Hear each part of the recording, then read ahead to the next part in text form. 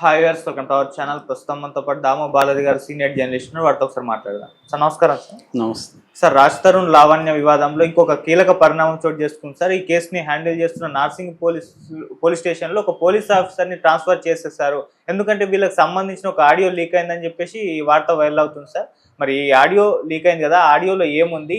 ఆడియోనే ఈ ట్రాన్స్ఫర్మేషన్ కి కారణం అంటారా? మీరేం చెప్తారు ఈ ఇష్యూకి? నేను యాక్చువల్గా లాంగ్ బ్యాక్ చెప్పాను. అంటే ఈ అమ్మాయికి ఇంకొక పోలీస్ ఆఫీసర్కి మధ్య ఏదో అఫైర్ నడుస్తుందని వార్తలు కూడా వైరల్ అయినాయి. నడిచినా నడవకపోయినా అది మనకు తెలియదు కాబట్టి మనం చెప్పలేము. కానీ ఈ అమ్మాయి పక్షపాతంగా పోలీసులు అయితే వ్యవహరిస్తున్నారు ఈ కేసులో అనేది మాత్రం బయట నుంచి మనం పరిశీలిస్తే అర్థమైపోతుంది.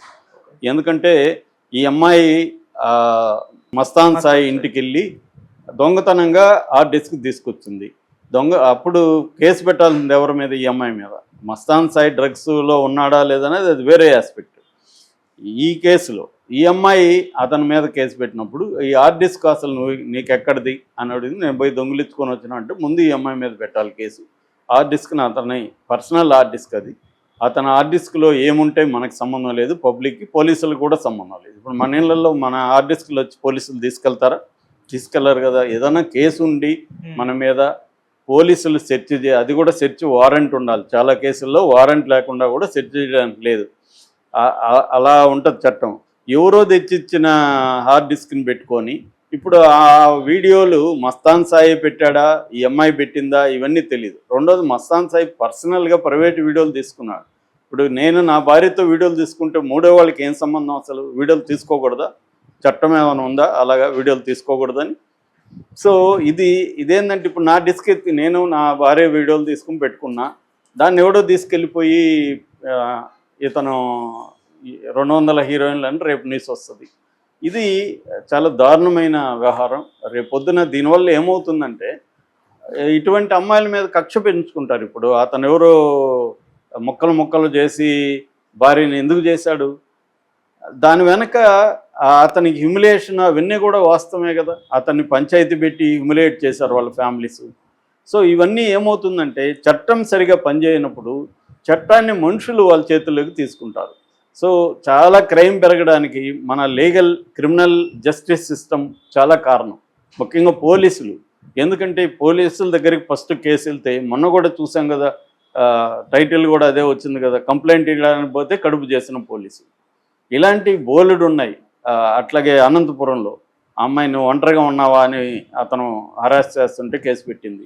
ఇలాగా చాలా పోలీస్ స్టేషన్లో పోలీసులు ఏం చేస్తున్నారంటే కేసులు దగ్గరకు వచ్చే అమ్మాయిల్ని ట్రాప్ చేయడం లేదు. ఈ మధ్య కొత్త ట్రెండ్ ఏంటంటే అమ్మాయిలే పోలీసులు ట్రాప్ చేయడం. ఇది లావణ్య, ఆ అమ్మాయి ఎవరు ఇంకో లక్ష్మీ పడాల ఒక అతను ఎవరు చింటూ అనేవాడితో మాట్లాడిన ఆడియోలు వింటే అందులో చెప్తుంది అమ్మాయి వాడిని శేఖర్ భాషని ఎలా చంపేయాలని డిస్కషన్ వాళ్ళిద్దరిది. అందులో ఏం చెప్తుంది, ఇతను ఏంటంటే ఇది పోలీసుల వ్యవహారం, రేపని నువ్వు డిఎస్పీయా ఎస్పీనా ఎవరి దగ్గరన్నా నన్ను తీసుకొని నేను డీల్ చేస్తాను అంటుంది అమ్మాయి క్లియర్గా. అంటే అమ్మాయికి అంత కాన్ఫిడెన్స్. నేను పర్సనల్గా చూసిన ఒక కేసులో ఒక హస్బెండ్ని ఇరికించడం కోసం ఒక భార్య ఒక టాప్ పోలీస్ ఆఫీసర్తో అఫైర్ పెట్టుకొని అతన్ని ఇరికించి జైలుకి పంపించింది. ఇది చాలామంది అమ్మాయిలు చేసే పని ఈ మధ్యకాలంలో. అంటే పోలీస్ ఆఫీసర్లతో కూడా వాళ్ళని లైన్లోకి దించి, అట్లాగే ఈ లక్ష్మీ పడాల కూడా అసిస్టెంట్ ఎస్పీని ఒక అతన్ని కూడా ట్రాప్ చేసింది అనేది మొన్న మహా టీవీలోనే దీని మీద డిస్కషన్ పెట్టారు. సో ఇలాగ ఏం చేస్తున్నారంటే ఈ లావణ్య కేసులో కూడా అదే కనబడుతుంది. లావణ్య కేసులో ఇప్పుడు కొత్తగా ఏంటంటే ముందు నుంచి అందరూ కూడా చాలామంది చెప్తున్నారు లావణ్యకి ఆ నార్సింగ్లో ఎవరికో అఫైర్ ఉంది, పోలీస్ స్టేషన్లో అఫైర్ ఉందా లేదా, కానీ మొత్తానికి లావణ్య కేసు పెడితే మాత్రం వాళ్ళని అరెస్టులు చేస్తారు. ఈ అమ్మాయి కేసు పెడితే అతన్ని సాయిని అరెస్ట్ చేశారు. ఈ అమ్మాయి కేసు పెడితే శేఖర్ భాష మీద కేసు పెట్టారు. ఈ అమ్మాయి ఎవరి మీద కంప్లైంట్ ఇచ్చినా వాళ్ళ మీద చేస్తున్నారు తప్ప ఈ అమ్మాయి మీద చాలా ఎఫ్ఐఆర్లు ఉంటే ఈ అమ్మాయిని ఎందుకు అరెస్ట్ చేయట్లేదు అనేది ఇప్పుడు వస్తుంది. మనకేంటంటే ఇప్పుడు జెండర్ ఈక్వాలిటీ అన్నప్పుడు రెండు వైపులు ఉండాలి కదా. అది అమ్మాయిలకి అన్యాయం జరిగినప్పుడు మనం మాట్లాడాలి, అట్లాగే అబ్బాయిలకి అన్యాయం చేస్తుండే అబ్బాయిల్ని ఇలాగా మోసపూరితంగా కేసులు పెట్టి ఇరికించి జైలుకి పోయి వాళ్ళ లైఫ్ని, వాళ్ళ పేరెంట్స్ని, వాళ్ళందరినీ ఇబ్బందులు పాలు చేసినప్పుడు కూడా ఖచ్చితంగా దాన్ని ఎత్తి చూపాల్సిన అవసరం ఉంది. సో ఇక్కడ అదే జరిగింది. నేను గతంలో కూడా చెప్పాను, నేను ఎక్కువ వీడియోలు దీని మీద ఈ టాపిక్ పెద్ద ఇంట్రెస్ట్ లేదు నాకు నిజానికి. బట్ నాకున్న ఇంట్రెస్ట్ ఏంటంటే క్రిమినల్ జస్టిస్ సిస్టమ్ ఎలా ఫంక్షన్ అవుతూ ఉంటుంది, దీంట్లో అమ్మాయిలు కానీ అబ్బాయిలు కానీ ఇవాళ ఉన్న కాంటెంపరీ అమ్మాయిలు అబ్బాయిలు ఎలా ఉన్నారు, ఈ కేసుల్ని ఈ క్రిమినల్ జస్టిస్ సిస్టాన్ని తమకు అనుకూలంగా ఎలా మార్చుకుంటున్నారు అనేది మనకి ఇంపార్టెంట్ అనమాట. లావణ్యనా ఎక్సా వైయా జెడ్ అనేది ఇంపార్టెంట్ కాదు. సో ఆ రకంగా తీసుకున్నప్పుడు ఇప్పుడు ఒక న్యూస్ బయటకు వచ్చింది, ఆంధ్రజ్యోతిలోనే నేను చదివాను. అంటే ఎక్కడో వెబ్సైట్లో వస్తే మనం నమ్మలేం, ఆంధ్రజ్యోతిలోనే వచ్చింది. ఆ న్యూస్ ప్రకారం ఏంటంటే అక్కడ డిటెక్టివ్ ఇన్స్పెక్టర్ నార్సింగ్ పోలీస్ స్టేషన్లో డిటెక్టివ్ ఇన్స్పెక్టర్ శ్రీనివాస్ని బదిలీ చేశారు. ఇంకా అఫీషియల్గా అనౌన్స్ చేయలేదు, బదిలీ చేశారు. ఎందుకంటే ఈ అమ్మాయికి అతనికి మధ్య ఆడియో లీక్ అయింది. ఆడియో టెక్స్ట్ కూడా అతను రాశాడు. ఈ అమ్మాయి నేను పోలీస్ స్టేషన్కి వస్తాను, నువ్వు నాకు ఇన్ఫర్మేషన్ ఇవ్వు అని అడుగుతుంది. అతను రావద్దని చెప్తున్నాడు. రావటం లేదని నీకు చెప్పాలా, ఏమవుతుంది వస్తే, ఇప్పుడు నీకు వస్తా అంటే నువ్వేం చేస్తావు, నాకు కావాలి, అర్థం చేసుకో. అతనేమో అర్థం చేసుకో రావద్దు అంటున్నాడు. అర్థం చేసుకోవాలా, నేను గలీజు, నేను చాలా గలీజు అని ఈ అమ్మాయి చెప్తుంది. మిమ్మల్ని వచ్చి నేను దూరం నుంచి చూసిపోతాను, జస్ట్ సరదాగా ఇన్ఫర్మేషన్ ఇచ్చేయండి అని మాట్లాడుతుంది. అట్లాగే ఇంకొక వీడియో కూడా ఏదో రిలీజ్ అయింది. సో దాంట్లో కూడా సరదాగా ఈ అమ్మాయి మాట్లాడుతుంది. మొత్తానికి ఈ అమ్మాయి ట్రాప్లో అతను పడ్డాడా లేదా మనకి తెలియదు, కానీ ఈ అమ్మాయికి ఫేవర్గా అతను బిహేవ్ చేస్తున్నాడు అన్న ఆరోపణలతో అతన్ని ట్రాన్స్ఫర్ చేస్తున్నాడు. గతంలో కూడా ఈ నార్సింగ్ పోలీస్ స్టేషన్లో సిఐ గంగాధరు, ఎస్ఐ లక్ష్మణ్లు కూడా గతంలో వాళ్ళు ఏంటంటే ల్యాండ్ పంచాయతీలు చేస్తున్నారు.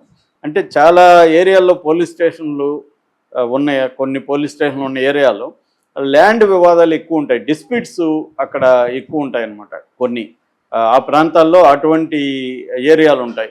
సో ఈ నార్సింగ్ కూడా అటువంటి శంకర్పల్లి ఆ ఏరియాలు ఉన్నాయి కదా, అక్కడ జన్వాడ, అప్పుడు కూడా జన్వాడ ల్యాండ్ ఇష్యూలోనే వీళ్ళిద్దరిని సస్పెండ్ చేశారు, ఈ గంగాధర్ అండ్ లక్ష్మణ్ని.